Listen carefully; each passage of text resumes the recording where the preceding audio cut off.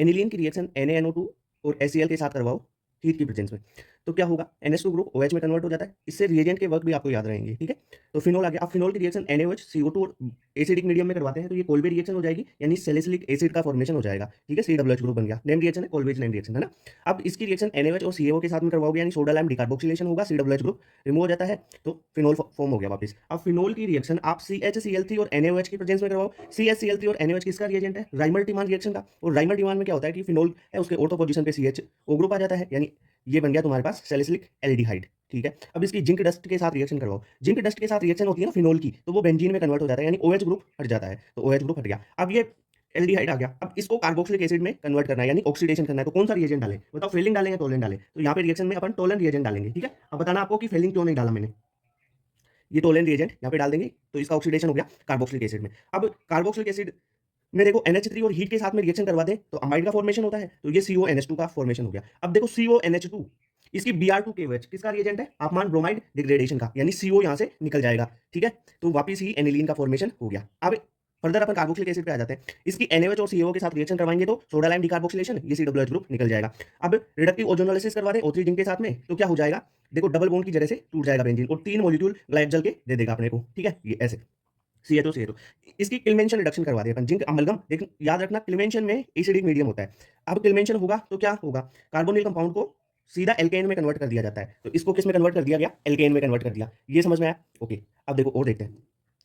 NCERT में देखा कि जो CH3 एथेन है उसकी रिएक्शन मोलिब्डेनम के ऑक्साइड की प्रेजेंस के साथ में करवाते हैं, ठीक है, थोड़ी सी हीट देंगे तो एक CH3 ग्रुप एल्डिहाइड में कन्वर्ट हो जाएगा। सबसे इंपॉर्टेंट रिएक्शन है, कॉपर 530 वाली वो रिएक्शन है ना, और ये रिएक्शन ऐसी है कि आती जाती है।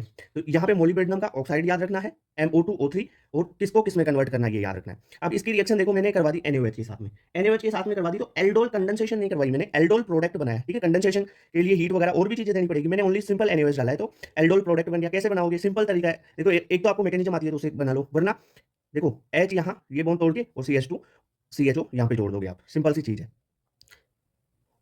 वरना मैकेनिज्म से तो हो जाएगा। अब इसकी रेड फॉस्फोरस HI के साथ रिएक्शन करवा दें, तो रेड फॉस्फोरस HI क्या बोलता है, जो भी ग्रुप है सबको एल्केन में कन्वर्ट कर देगा, सबको रिड्यूस कर देगा, तो ये एल्केन मिल गया। अब एल्केन की Cl2 लाइट की प्रेजेंस में रिएक्शन करवाते हैं, तो यहाँ पे क्या होगा, Cl जुड़ेगा Cl प्लस।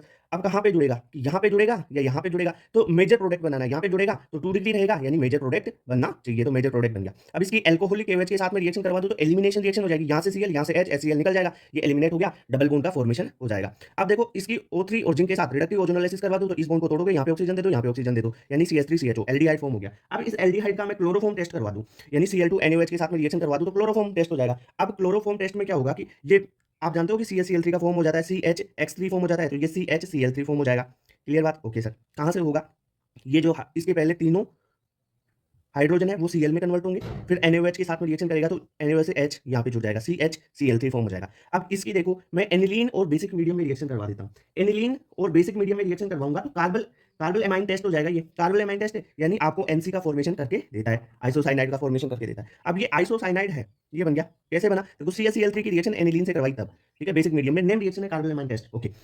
अब आइसोसाइनाइड है, इसका अपन रिडक्शन करवाते हैं लिथियम एल्युमिनियम हाइड्राइड की प्रेजेंस में, तो क्या फॉर्मेशन होगा, देखो आइसोसाइनाइड से सेकेंडरी अमीन का फॉर्मेशन हो जाएगा, ये सेकेंडरी अमीन का फॉर्मेशन हो गया। अब इस सेकेंडरी अमीन की मैं सल्फोनिल क्लोराइड से रिएक्शन करवाऊं, सल्फोनिल क्लोराइड से, तो यहां से H और यहां से Cl निकलेगा और आपको सल्फोनिल अमाइड फॉर्मेशन हो जाएगा, कुछ ऐसा कंपाउंड बनेगा। क्लियर बात। सबसे पहले एल्कीन की रिएक्शन HBr और H2O2, HBr और H2O2 दिया हुआ हो तब क्या लगेगा, एंटी मार्कोनिको पेरोक्साइड इफेक्ट लग जाएगा, ओके सर। तो डबल बॉन्ड को तोड़ो, एक साइड H लगेगा, दूसरी साइड जो Br माइनस यहाँ से आएगा वो लगेगा, यानी CH3 CH2 Br लग गया, ओके सर। अब इसकी रिएक्शन KCN के साथ करवाते हैं, तो KCN क्या करेगा, Br2 उठेगा, CN लग जाएगा, SN2 मैकेनिज्म से होती है, तो Br उठा CN लग गया। अब मैंने क्या किया, इसका पार्शियल हाइड्रोलिसिस, साइनाइड का पार्शियल हाइड्रोलिसिस करवाते हैं तो अमाइड का फॉर्मेशन होता है, इस साइनाइड का हाइड्रोलिसिस होके ये अमाइड का फॉर्मेशन हो गया। अब इस अमाइड में मैंने Br2KOH डाला, तो आप देखो Br2KOH कौन सी नेम रिएक्शन होगी, तापमान ब्रोमाइड डिग्रेडेशन, डिग्रेडेशन मतलब एक कार्बन कम हो जाएगा, जो CO है ये ऐसे की ऐसे निकल जाएगा, यानी CH3 CH2 NH2 primary amine का फॉर्मेशन हो गया। अब प्राइमरी अमीन है, इसकी रिएक्शन CHCl3 और KOH के साथ में करवा देंगे, तो ये कौन सी नेम रिएक्शन होगी, कार्बाइल अमीन रिएक्शन। इसमें क्या होगा कि जो NH2 ग्रुप है उसको आइसोसाइनाइड में कन्वर्ट कर देगा, ठीक है, फाउल जैसी स्मेल होती है इसमें।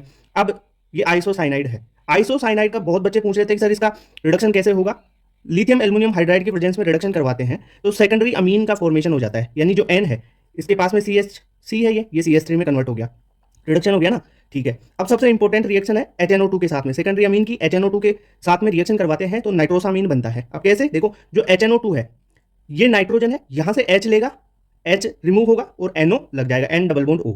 तो ये एक ऑयली कंपाउंड है और येलो कलर का होता है, ठीक है, नाइट्रोसामीन। क्लियर बात, तो याद रखना इंपॉर्टेंट है।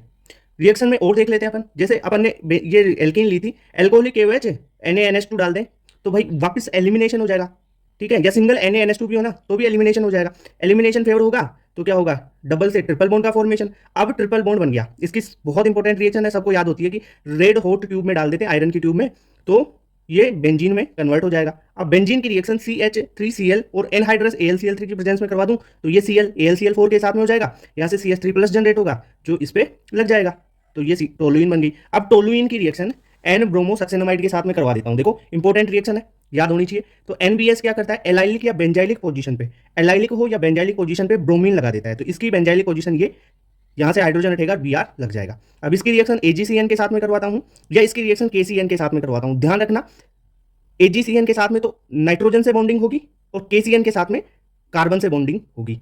अब आप बताओगे कारण क्या है इसका, एक तो है आयनिक, एक है कोवेलेंट। अब आप बताओगे कौन सा कोवेलेंट है कौन सा आयनिक है, ठीक है, कारण तो बता दिया, पर कौन सा कोवेलेंट है कौन सा आयनिक है वो आप बताओगे। तो AgCN में हमेशा ध्यान रखना नाइट्रोजन जुड़ेगा तो CH2NC बनेगा, KCN में CH2CN बनेगा। अब इसका हाइड्रोलिसिस करते हैं, देखो CH2NC का हाइड्रोलिसिस करोगे तो क्या फॉर्म होगा, यहां से इसको तोड़ो बॉन्ड को और इसकी साइड H दे दो 3H, यहाँ पे OH दे दो, ठीक है सर। तो ये तो क्या बन जाएगा CH2 प्लस ये CH2NH3+, ठीक है सर। और यहां से CH देखो, फिर ये एक कार्बन पे 3 OH अनस्टेबल, तो वाटर का निकाल दोगे तो कार्बोक्सिलिक एसिड फॉर्म हो जाएगा। ओके, अब इसमें करवाते हैं तो CN है, हाइड्रोलिसिस कराओगे यहां से टूटेगा, ये तो कार्बोक्सिलिक एसिड दे देगा डायरेक्ट ही। अब ये कार्बोक्सिलिक एसिड दे दिया, इसका मैं सोडा लाइम डिकार्बोक्सिलेशन कराऊं, ये ग्रुप हट जाएगा, COOH निकल गया तो टोलुइन रह गया। अब टोलुइन की होप की MnO4 के साथ में ऑक्सीडेशन करवा देता हूं तो ऑक्सीडेशन से क्या CH3 किस में कन्वर्ट हो जाएगा, कार्बोक्सिलिक ग्रुप में, ठीक है सर। अब फिर वापस इसका सोडा लाइम डिकार्बोक्सिलेशन करूंगा तो ये ग्रुप निकल जाएगा और बेंजीन का फॉर्मेशन हो जाएगा। अब बेंजीन की बहुत सारी रिएक्शन हो सकती है, बेंजीन की Br2Fe के साथ में रिएक्शन करवाऊंगा तो यहाँ से Br+ फॉर्म होगा, Br+, वही जैसे अपन ने रिएक्शन करवाई थी ना CH3 वाली ये, है ना, वैसे ही होगा, Br यहाँ पे जुड़ जाएगा ब्रोमोबेंजीन। ओके, तो इस टाइप से